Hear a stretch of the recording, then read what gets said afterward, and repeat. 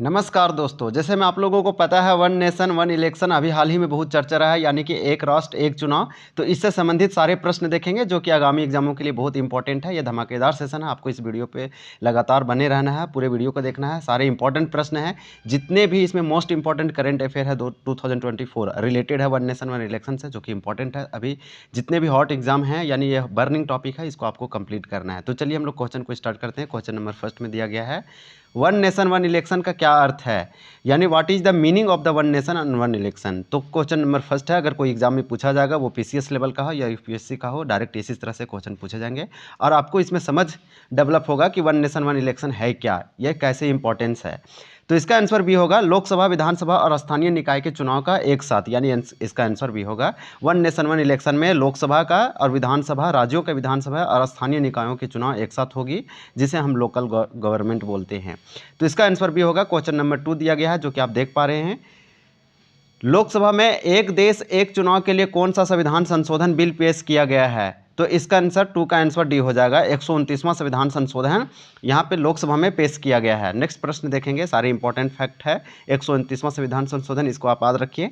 लोकसभा में one nation one election के लिए किसने बिल पेश किया है। तो लोकसभा में वन नेशन वन इलेक्शन के लिए किसने जो बिल है वो पेश किया है लोकसभा में। तो इसका आंसर हो जाएगा बी, यानी अर्जुन राम मेघवाल, जो कि कानून मंत्री हैं। तो हमारे देश के कानून मंत्री Arjun Ram Meghwal one nation one election जो है बिल लोकसभा में पेश किए हैं। नेक्स्ट देखेंगे क्वेश्चन नंबर हमारा 4 है और 4 में हो जाएगा, केंद्रीय कैबिनेट ने वन नेशन वन इलेक्शन विधेयक को मंजूरी कब दी थी। तो केंद्रीय कैबिनेट ने वन नेशन वन इलेक्शन को कैबिनेट ने कब अप्रूव दी है, ये आपसे पूछा जा रहा है। तो 4 का आंसर हो जाएगा ए, 12 दिसंबर 2024। इसी तरह से आपको वीडियो पे बने रहना है, सब धमाकेदार सेशन है। जितने भी हॉट टॉपिक है अभी 2024 का और 2025 का, सारे इसमें एक एक करके लाया जाएगा। इसी तरह से आपको बने रहना है। नेक्स्ट देखेंगे, क्वेश्चन नंबर 5 दिया गया है। 5 में आप देख पा रहे हैं, लोकसभा में वन नेशन वन इलेक्शन के लिए बिल कब पेश किया गया था। तो 5 का आंसर हो जाएगा ए, 17 दिसंबर 2024 को। नेक्स्ट क्वेश्चन है, क्वेश्चन नंबर 6 दिया गया है। 6 में बताया जा रहा है कि वन नेशन वन इलेक्शन विचार करने के लिए समिति का गठन कब किया गया था। तो 6 का आंसर हो जाएगा सी, 2 दिसंबर 2023 को। 2 दिसंबर 2023 को वन नेशन वन इलेक्शन पर विचार करने के लिए एक कमेटी की गठन की गई थी भारत सरकार के द्वारा। नेक्स्ट देखेंगे, क्वेश्चन नंबर यहाँ पे दिया गया है 7 और 7 में बताया जा रहा है, वन नेशन वन इलेक्शन समिति के अध्यक्ष कौन थे। जब वन नेशन वन इलेक्शन की कमेटी बनाई गई तो इसको प्रेसिडेंसी कौन थे। तो 7 का आंसर हो जाएगा डी, रामनाथ कोविंद इसके अध्यक्षता किए थे। नेक्स्ट क्वेश्चन देखेंगे, क्वेश्चन नंबर 8 और 8 में बताया जा रहा है कि वन नेशन वन इलेक्शन समिति में कितने वकील थे, यानी वन इलेक्शन वन नेशन में, यानी one nation one election committee में कितने वकील थे, जज थे या लॉयर थे। तो 8 का आंसर हो जाएगा ए, एक ही मात्र लॉयर थे, वकील थे इस कमेटी में। यहाँ पे कुछ फैक्ट दिया गया है, तो इस फैक्ट को आप देख रहे हैं। वन नेशन वन इलेक्शन समिति में वकील के रूप में हरीश साल्वे शामिल थे, एक वरिष्ठ अधिवक्ता हैं। 1999 से लेकर सन 2002 तक भारत के सॉलिसिटर जनरल रहे हैं। तो यह इंपॉर्टेंट फैक्ट हो जाता है। एक दो फैक्ट और है जिसको देखेंगे। वन नेशन वन इलेक्शन समिति में नेता के रूप में अमित शाह, जो कि केंद्रीय गृह मंत्री हैं, अधीर रंजन चौधरी, जो कांग्रेस के नेता है, प्रतिपक्ष है, गुलाम नबी आज़ाद, जो कि डीपीए पार्टी के हैं। इसी प्रकार से वन नेशन वन इलेक्शन समिति के पूर्व अफसर के रूप में एनके सिंह, जो 15वें वित्त आयोग के अध्यक्ष थे, सुभाष कश्यप, जो लोकसभा के पूर्व महासचिव थे, और संजय कोठारी, जो पूर्व मुख्य सतर्कता आयुक्त के सचिव थे, यानी हेड थे। तो इस प्रकार से एक कमेटी में लोग मिलकर कमेटी बनाया गया था वन नेशन वन इलेक्शन पे। वन नेशन क्वेश्चन नंबर 9 है और 9 में दिया गया, वन नेशन वन इलेक्शन समिति में 191 दिन की रिसर्च के बाद राष्ट्रपति को अपनी रिपोर्ट कब सौंपी थी। यानी कि यह समिति या जो कमेटी बनी थी वन नेशन वन इलेक्शन पे, राष्ट्रपति की रिपोर्ट कब सौंपी थी, 191 दिनों के रिसर्च के बाद। तो 9 का आंसर डी हो जाएगा, 14 मार्च 2024 को सौंप दी गई थी कमेटी के द्वारा। इस आंसर डी हो जाएगा। नेक्स्ट क्वेश्चन है, question number 10, one nation one election समिति में कितने पन्नों की रिपोर्ट राष्ट्रपति को सौंपी थी। यानी कि वन नेशन वन इलेक्शन समिति ने कितने पन्नों की रिपोर्ट सौंपी थी राष्ट्रपति को। तो 18,000 यानी 18,626 पन्नों की।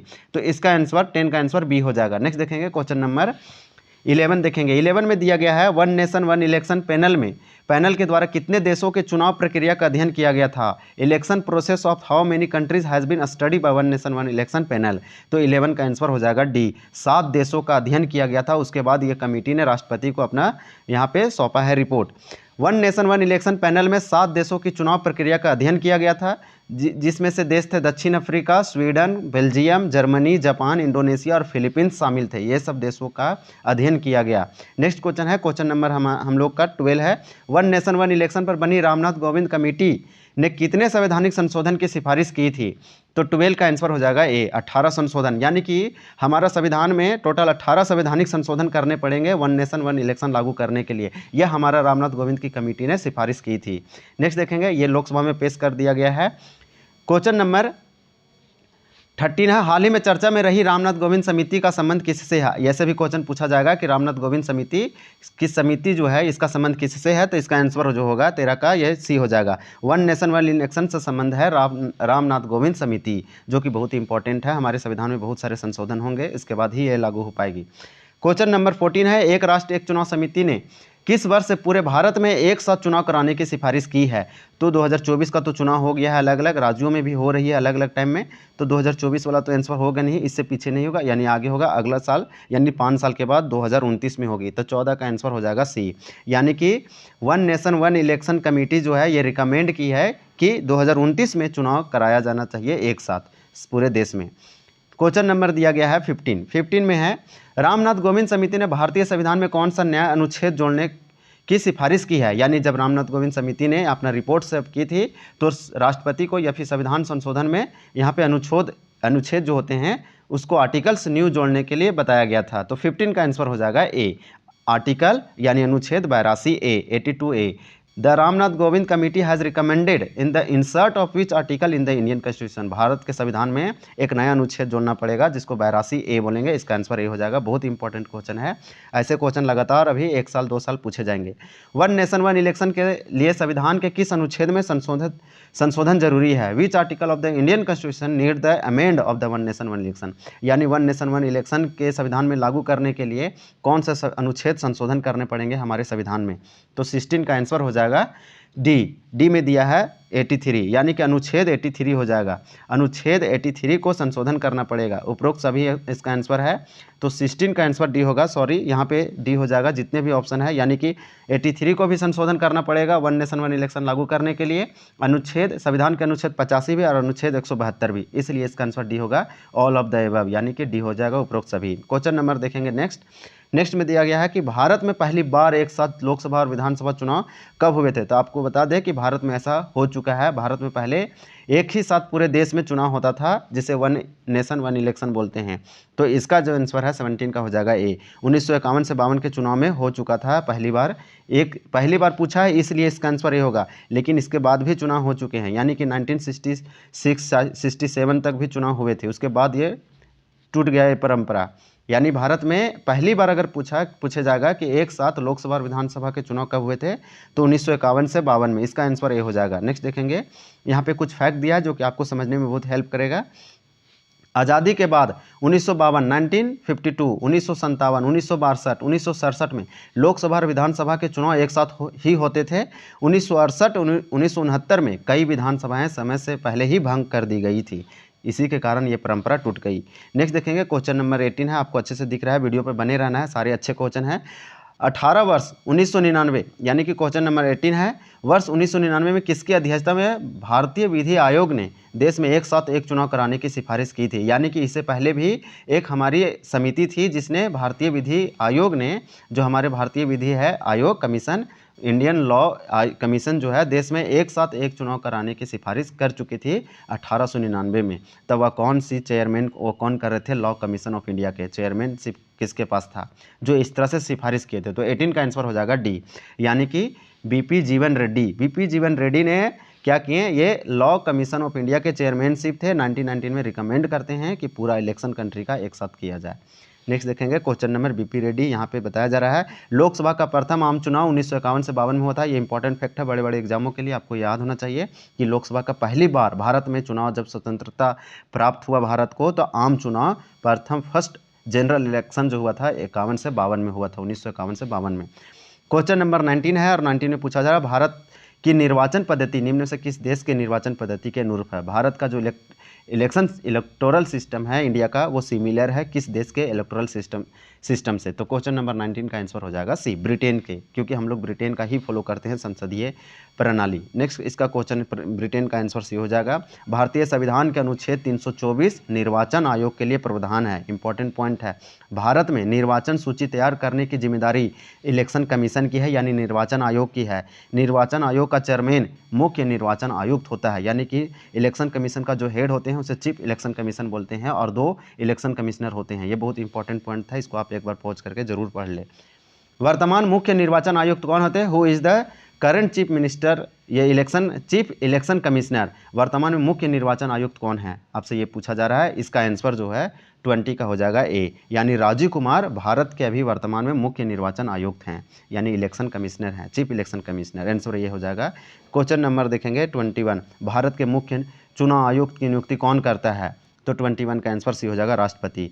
जो चीफ इलेक्शन कमिश्नर होते हैं इसके अपॉइंट राष्ट्रपति, भारत के राष्ट्रपति के द्वारा किया जाता है। ये बहुत इंपॉर्टेंट है, स्टैटिक जीके है, क्योंकि ये इलेक्शन से रिलेटेड है, निर्वाचन आयोग से रिलेटेड है, इसलिए ये सब क्वेश्चन को इंक्लूड किया गया है।